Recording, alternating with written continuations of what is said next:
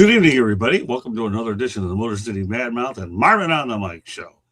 Glad to have everybody with us. Hope you had a really good Wednesday. This will be the first of two tonight. Sports Exchange follows us. Glad to have you back, Marvin, on our show. We got 6 topics that go to not only rapid fire, but they're pretty strong ones for sure, right up your alley. Let's do it. I'm ready to roll, baby. All right, well, let's talk about our feature topic of the night first. Spygate 2007. Was this the reason Bill Belichick was snubbed from the Pro Football Hall of Fame, Marvin? Yeah, unfortunately it is. I think you tie the facts behind all these allegations and things that went on with Spygate and Deflategate. You tie that into the jealousy people already have for the Patriots, and it's reason for people to not want to vote Belichick in there. I mean, this guy won 6 Lombardis. 6. All right. If that doesn't warrant a first ballot nomination election into the Hall of Fame, I don't know what does. I think at the end of the day, he's absolutely going to get in. I'd be shocked if he didn't get in on the second try. But I think you got a lot of people who, like I said, just mixed in the fact that they thought he was gaining an unfair advantage in Spygate, and I get that. When you're out there watching a team practice, watching their first 15 plays, watching what their script's going to be, it will give you an advantage, and it kind of sets the tone for the rest of the game. So I understand people who are upset about this. Obviously, you saw what baseball did to Pete Rose, and I hope that this is nothing like that at all, and I don't think it will be. But Scott, yeah, man, a lot of jealousy behind the Patriots.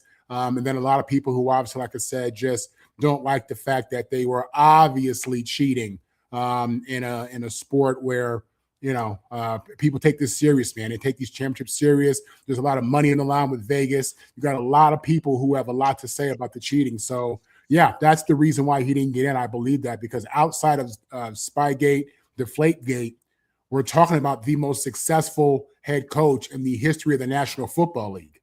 So, and that's no offense to Lombardi or Don Shula, these guys. The guy has 6 Lombardis. So, yeah, it's unfortunate that it happened. It's unfortunate that he didn't get in. I think, the Patriots have done a lot in the last 25, 30 years. And, you want to see their success celebrated. But obviously, when you have issues such as Deflategate, Spygate, now you got issues with the Hall of Fame ballot. Yeah, Bill Polian and Tony Dungy, if two individuals have been questioned about whether they voted or not. None of them are given any specific answers, but they were his primary competitors. Polian said he voted times too. Polian said he voted for him. Did he? He did say that. He said he voted for him, and I think he tried to show some type of evidence that he did. But it also seemed like Bill was the main hater. He was the main. And maybe it's not fair to use the word hater. All right. But I feel like Bill was the main guy. So I don't know how that really played out. But next year he should get in. I think it's kind of like. I'm not sure how that one. Go ahead. I'm not sure how that plays out either. One minute you say vote him, but you're a main hater.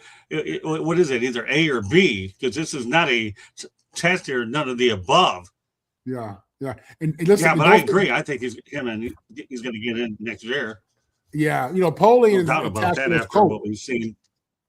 And the Patriots ran through the Colts a few times, right. And so that's what that is. Obviously, I think Bill Polian with his Hall of Fame quarterback Peyton Manning, I think they feel slighted. I think they feel like they got unfairly beat and probably were in unfair competitions with the Patriots, who knew their first 15 plays. So yeah, it's a messy situation, man. It's messy, but obviously the Patriots aren't completely innocent in this. So, you humble Bill, make him sit out a year, make him miss this year, humiliate him in the media. Next year he goes. That's exactly what they did too. And let's not lose sight of the fact that Tony Dungy was the coach for the Colts too. See where it all connects. Doesn't take a lot to draw the dots. All right. So eyeing the UFL, James Robinson is attempting to come back. He played from 2020 to 2022. He rushed for 2,200 yards, 18 touchdowns while catching 92 receptions for 650 yards and 5 touchdowns. I saw him play when he was with the Jacksonville Jaguars. Hey, you know what? I saw James. He's a good player. I believe he was an undrafted free agent, but he was not a high pick. what are your thoughts about James Robinson? This guy here obviously feels he's got something left in the tank. Yeah, man, listen, the NFL is a young man's game. It is a violent game. It's a game that really requires that you stay in shape, really year round, keep your body strong and lean. And for him to take off about 4 years now and come back, especially as a running back, where you need to be quick and fluid and you need to be able to bounce back. And I just think it's hard. I think it's doable. It's doable. It's doable if he's been in great shape, if he's maintaining, a certain amount of conditioning.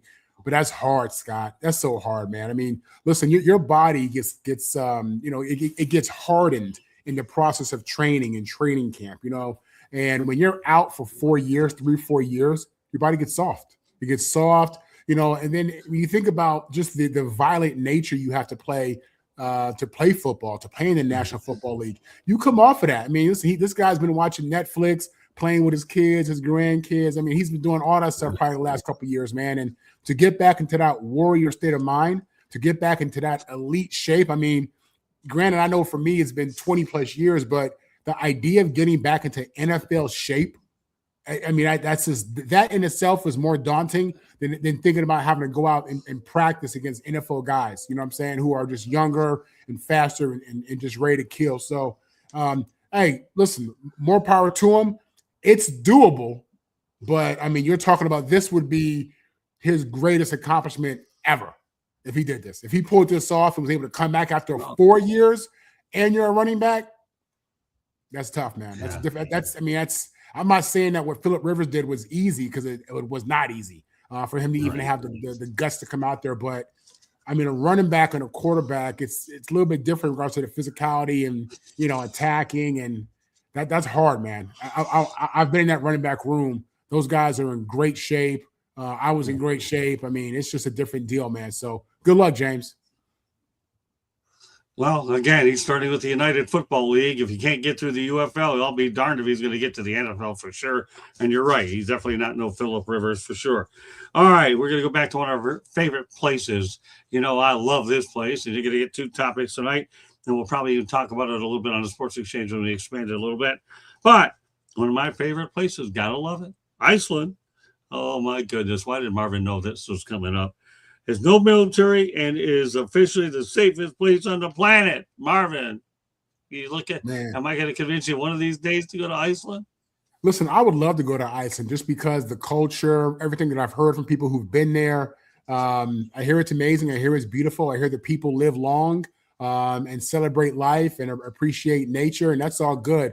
Problem is, I was born and raised here in good old Gunville, USA. And I've been raised, we've all been raised with the propaganda of big military, the best military, deep military. We have all the weapons and tanks and nuclear weapons. And when you grow up like that, it creates an insecurity in you, I think. I think you kind of feel like you have to have that because you got people out there like this guy in North Korea and, people down in certain parts of Latin America who are just crazy. They're crazy. You got real pirates out there who pulling up on shores and stuff like that. So I feel like I would feel insecure, to be honest with you, living somewhere where they have no military and you have people out there like Kim Jong-un who got all the weapons and all the emotion and all the ignorance, and you don't know when this fool gonna pop off or want to do something to you. So it's a great place to visit.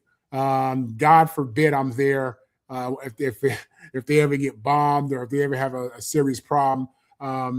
That's tough. I think that's tough for any American. I think as Americans, I think we've all kind of bought into the idea of military and protection, and so that's tough, man. But again, they're in a different culture. They think differently. They don't think like Americans, which is probably benefits to that. And they're able to sleep well at night. I don't know how to do it. Okay, well, back to football. Former Cowboys head coach and now NBC analyst Jason Garrett actually interviewed for the Titans head coaching job. Do you see him actually landing another chance? He's a good offensive mind by out there, by all means. But Jason Garrett, to me, seems to find a good cushy job with NBC. But I still think he's got some offense left in that head of his. You have to think this guy worked under Jerry Jones for a decade, for 8 to 10 years, something like that. And I believe he had a winning record.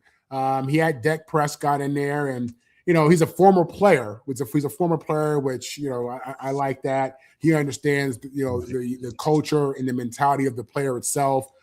Jason Garrett's the guy who, when he played, even though he was a backup, I think he had a winning record with the Cowboys as a starter when he filled in. Do I think he'll get another job? Do I think that another team will ever look at him? Yeah, you have to. I mean, he has experience, and that matters. He has experience working with a difficult owner. That matters. He has experience in some, I guess you could say, some level of success, and having a good young quarterback.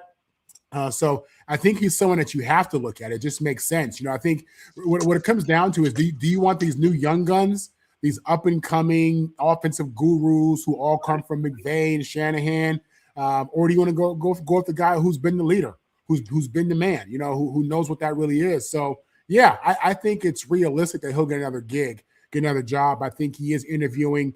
And for somebody who's looking for experience, for someone who's looking for someone who's been in difficult situations and challenging situations, I think he's a guy that you probably look at, So we'll see. We'll see.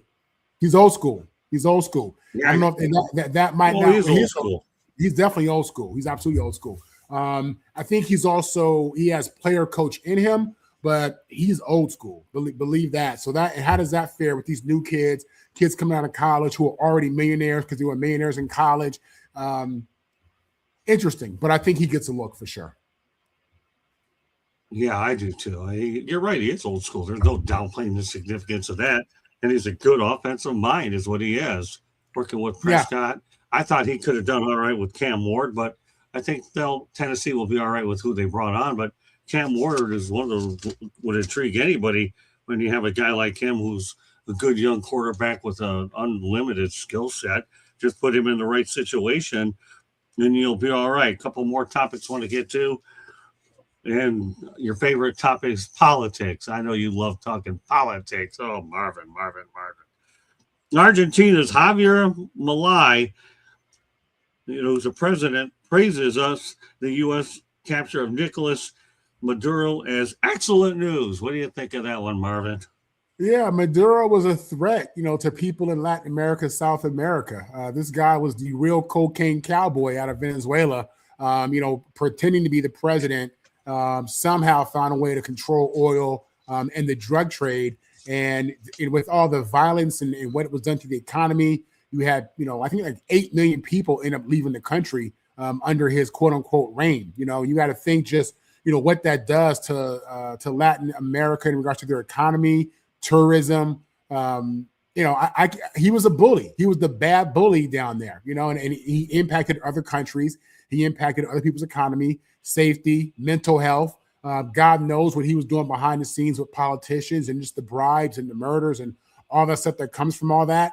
And I know, Scott, because I watch a lot of Netflix. All right, I watch a lot of Netflix, so I know about all these cocaine things these people are doing. But no, man, I bet you he's not the only person who's celebrating Maduro's capture. Maduro was a bad guy who impacted a lot of people, and I think they're gonna have to try to recover and get their economy back in Venezuela. But him being out of touch, him being locked up is definitely good for Latin America, unless it's a situation where, somebody else just steps in, because it's like the wild, wild west down there, man. So yeah, I know he's happy. I'm sure the people are happy in that area, in that region of the world, but you just hope that another guy doesn't step into it and just replace him. So.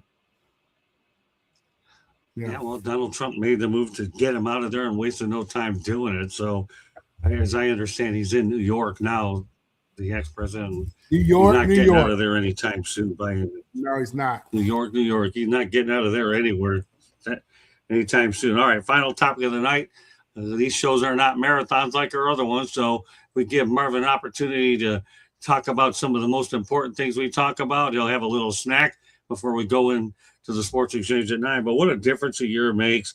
In 2024, the Lions and the Chiefs were the number one seed, and in 2025, both teams didn't even make the playoffs. My goodness, Marvin. Yeah, when you hear stuff like that, it really makes you appreciate, people like Mike Tomlin's Steelers or going back to Belichick and Brady, the Patriots run. It's hard to win in this league. It's hard to win the next year because the reality is, once you win the championship, you're drinking champagne. Maybe you got some bonuses. You're going on vacation. You're celebrating a hell of a long season. And, it's a situation where, it's hard to get back on top and get back on track. So, yeah, Pat Mahomes went to 7 straight AFC title games. That's unbelievable. That's crazy. The Lions, obviously, a couple years ago, they were the number 1 seed. They had it going on. And it just tells you how hard it is to get back, to stay on top, to get on top, stay on top. It's difficult. You have 32 teams out there gunning for the championship. Everybody thinks they have a role. Everyone thinks they have an opportunity. Everybody thinks they have a chance. And, the Patriots, who went on that hell of a run with Pat Mahomes, obviously he gets hurt. They lose some players, and you see what happened to them this year. And the Lions are no different. Tons of injuries at the O-line. They lose their coordinators, and all the things that, were in their favor are gone. So it's hard to win in this league, Scott. It's hard to stay consistent. It's hard to stay on top. It's hard to be the champion. It's hard to be the repeat champion. It's hard to get the number 1 seed. It's hard to get to the playoffs, So again, I think for the Chiefs, that was probably a much more difficult situation because, again, they've been riding high for 7 years. The Lions just got on top, so they were on top. They were a really good team for about 3-4 years, maybe a little bit less than that. But yeah, man, it's tough. It's tough to get back on top and stay on top. So we'll see what they do this year. Pat Mahomes should be back at some point in the season. Let's see if they can salvage it and get back in the playoffs. And with the Lions, they got to figure out their coordinators and figure out what they're doing with the offensive line. But yeah, it's tough to go from the top of the mountain and fall from that. It's a tough fall from grace. Yeah, both of them did. Obviously, we all know about the parity in the league. That's obviously the biggest thing that works to the NFL's benefit. Andy Reid obviously wasted no time bringing back Eric Bieniemy as his offensive coordinator because he feels he's one of the most respectable football minds out there. So great stuff. We're going to get ready for the Sports Exchange shortly. We're going to have Candy come in here and give us a station break. Anything she wants to add that we haven't talked about? Or actually, Marvin, let's give you a parting shot first that you can say whatever you want to say, and then we'll Candy and I will listen to it. Maybe we'll add to that. Go ahead.